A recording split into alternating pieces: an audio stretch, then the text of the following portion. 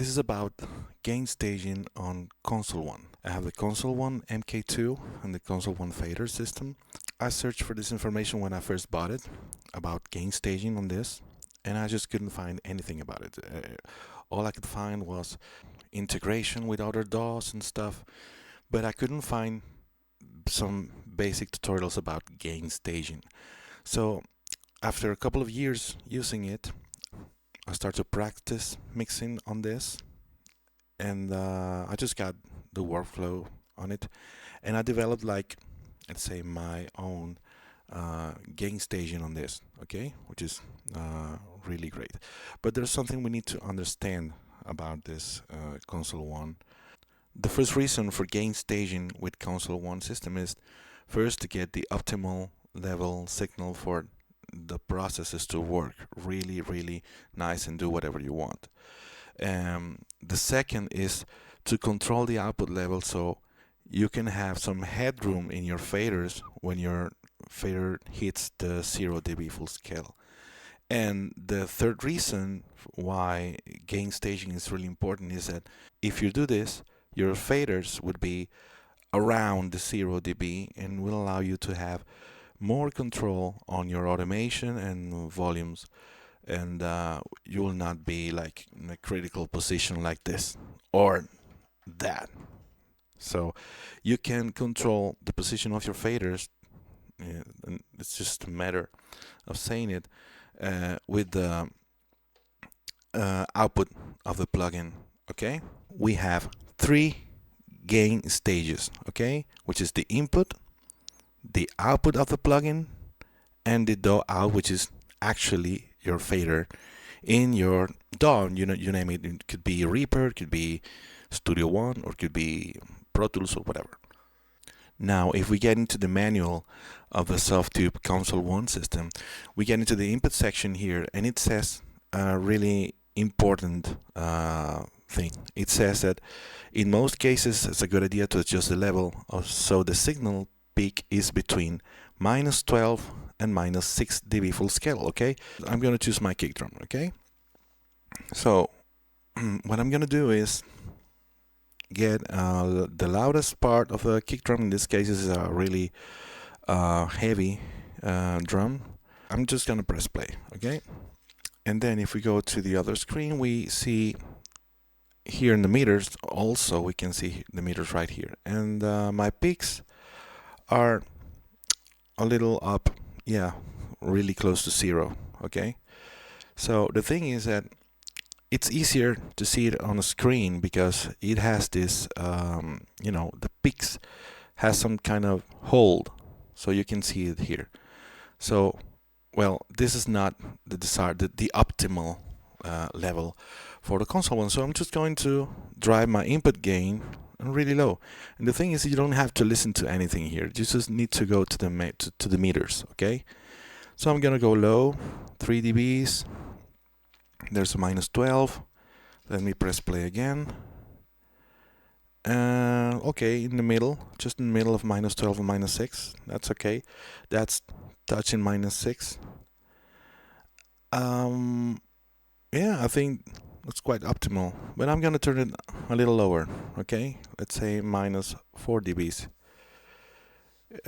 Yeah, now it got yellow, so that means I'm gonna go a little lower. So I'm gonna take a couple of dBs more, and I'm gonna be at -6. Okay, so that's my gain staging in the input. Okay, then I will go to my output. Now what happens here? This volume knob, right as it is, corresponds to the fader of the DAW. Okay, I got the input, so it would give me -6 in my input because it's the optimal level for console 1 to work with. But what I do want is that when my fader is at 0 dB, I want my signal to be at -18 dB full scale. So what do I do next? The second step is the following. If you press shift here, let me take down the fader. Okay, the fader is completely down, and I just used this knob. If you press shift, you realize that this gets right in the middle, and this corresponds, and if you see the screen also, okay, my right screen, if you see here, it says the DAW volume, okay, but if I press shift, it changes into volume, and this volume corresponds to the output of the plugin, okay. And this is what I want to do. I want to, let's say, press play, and right now this meter will correspond exactly to the input meter, okay, because this was the first gain stage that I just modified. But if I get here, I want my signal to be between minus 24 peak or minus 18 dB peak, okay. So I'm gonna turn down my signal, let's say from -6, let's say 6 dBs, and of course you can see the change right here as well. Looks fine. I'm gonna take 1 dB down, one more. So what would happen here is that when I turn up my fader to 0, and it's still higher, I just don't like it like that. I'm just gonna take it a couple of dBs more, minus 9 dBs. Now look at this. My fader is at 0 dB, and my signal is at minus 18 dB.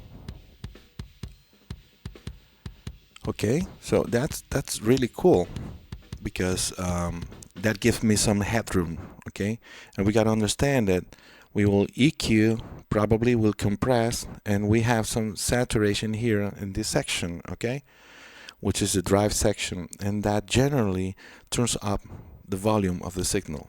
Okay, so gain staging is just for the sake to have headroom on your channels, and by extension on your whole mix, because we got to do this with all the channels. Okay, so I'm going to my snare drum, okay, and I'm going to do the same, but I'm going to try to go a little faster. So first I check my input signal. Let's see how it goes, and there's a peak going up. I'm gonna go down to, let's say, -6 again. Let's try it out. Yeah, that looks okay. Then I press shift. This is a step 2, and I control the output of a console 1 plugin. Okay, so I'm gonna turn it down because, as I said before, I want my signal coming out of the console 1 at minus 24 dB peaks to minus 18 dB approximately. So I'm gonna take a little, I'm gonna take let's say, minus 8 dBs or something like that. And there we go. We have like, it's really down. So now I'm gonna take my fader up, and there's my snare drum, and I can see here in my DAW it is at minus 18 dBs or so. I think it's a little higher, and if that happens, I can take it down from the output of the Softube Console 1 plugin, and there is my headroom from minus 18 dB up, and it's really fine. Okay, that means if I take both signals, both channels to 0 dBs in my fader,